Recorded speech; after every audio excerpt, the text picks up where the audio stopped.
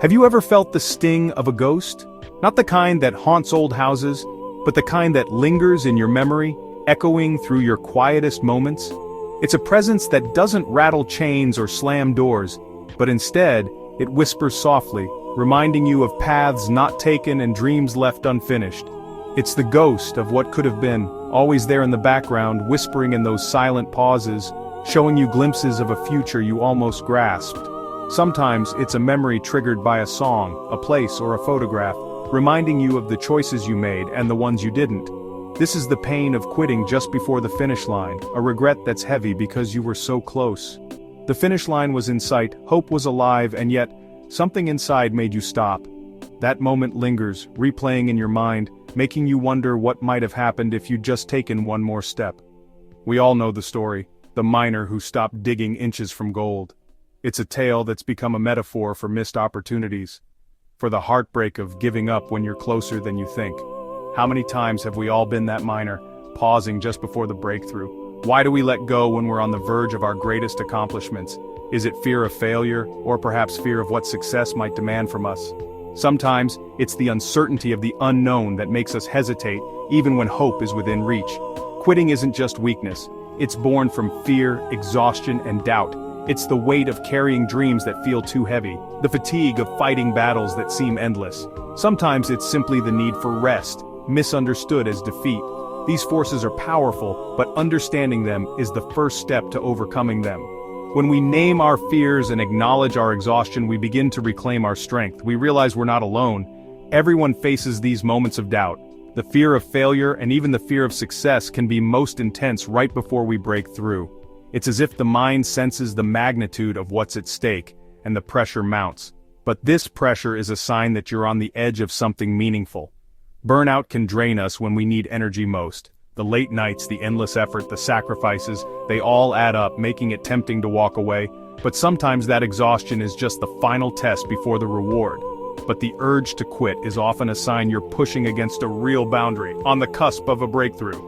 When everything in you wants to stop, that's when you're closest to transformation. The struggle is proof that you're growing. The greatest resistance appears just before the dam breaks.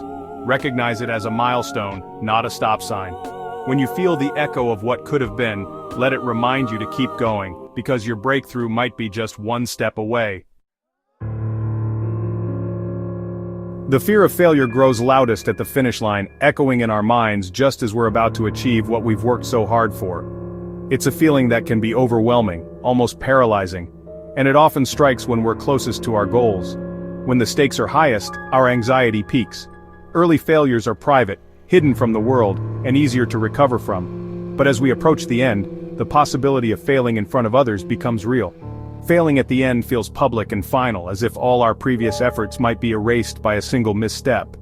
The fear isn't just about the outcome, it's about what others will think, and how we'll see ourselves.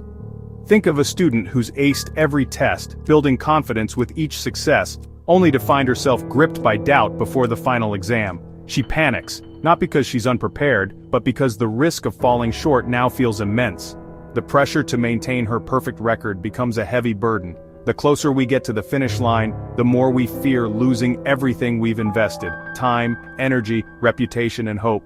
This is the paradox of proximity. The nearer we are to success, the more we fear the possibility of losing it all.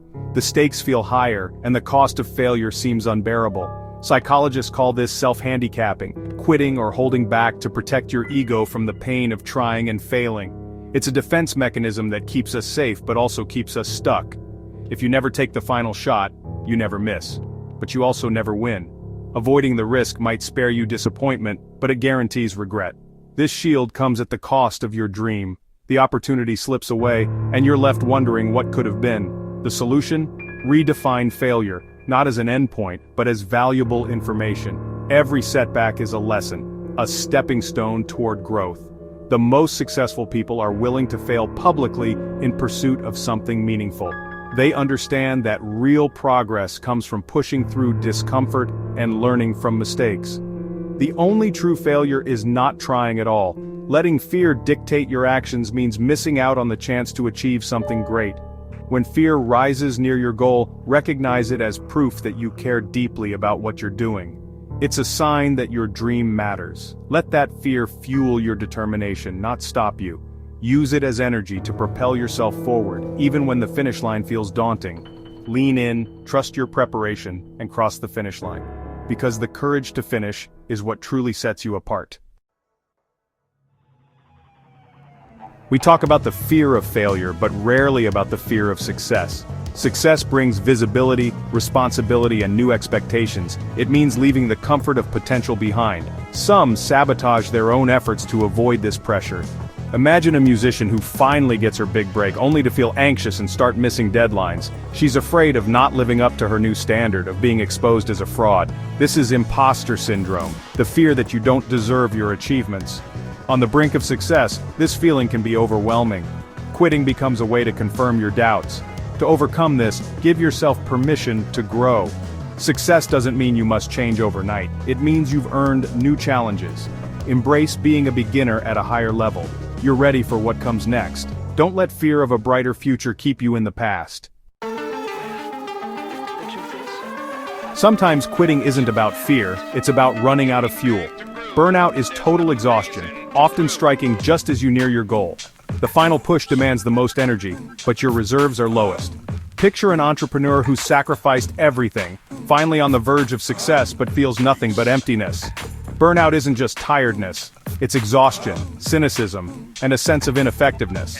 In this state, your brain can't see the reward, only the effort left. The answer isn't to push harder, but to recover strategically. Rest isn't a luxury, it's essential. Build renewal into your pursuit. Take a walk, sleep, connect with loved ones. Listen to your exhaustion, it's a signal to refuel. Taking a break isn't quitting, it's the strategic choice that gives you the strength to finish. Recovery is part of the process. Self-doubt is the quiet poison that can kill a dream from the inside.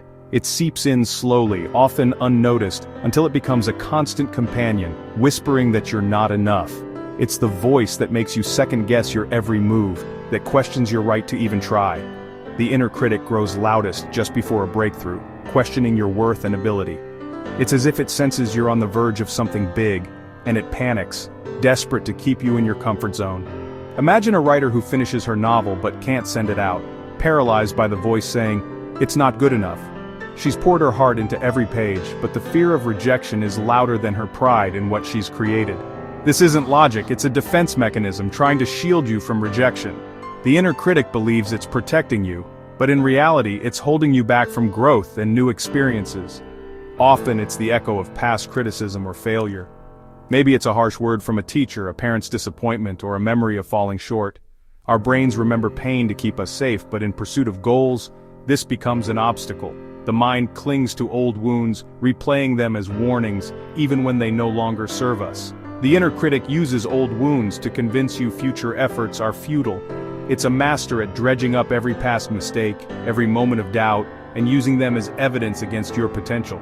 You can't argue with irrational fear, but you can act anyway.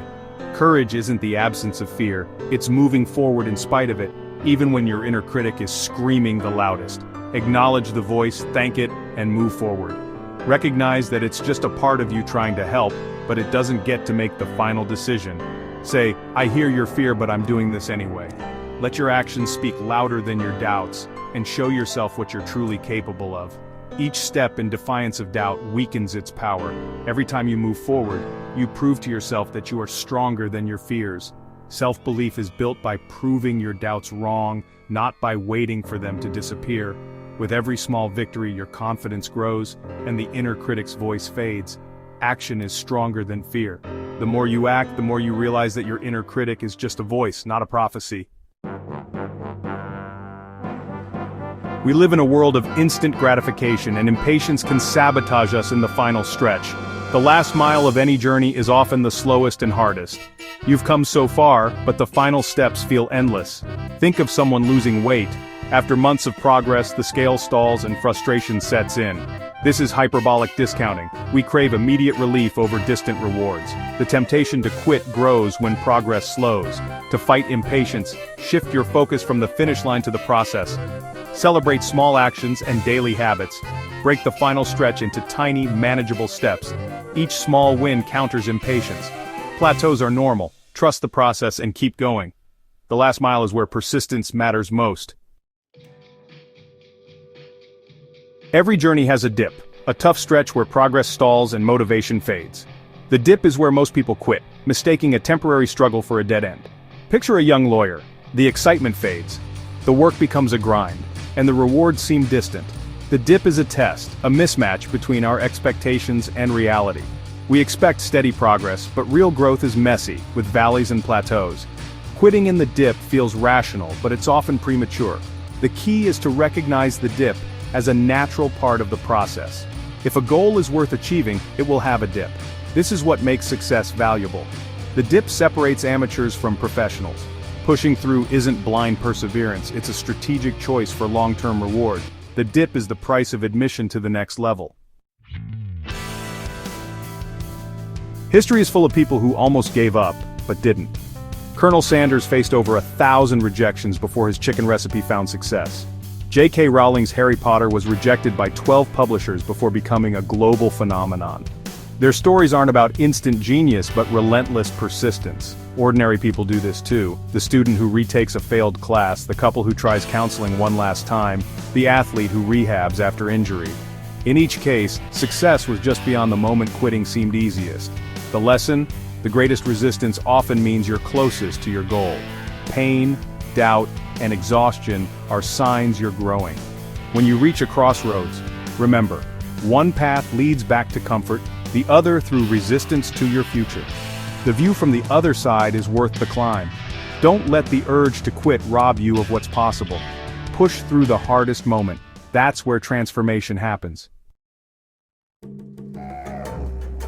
In the end, it comes down to a single choice. Take one more step. You don't have to finish the whole journey today, just don't quit now. Perseverance is about breaking big challenges into small, manageable actions. The fears of failure, burnout, doubt, and impatience are all temporary.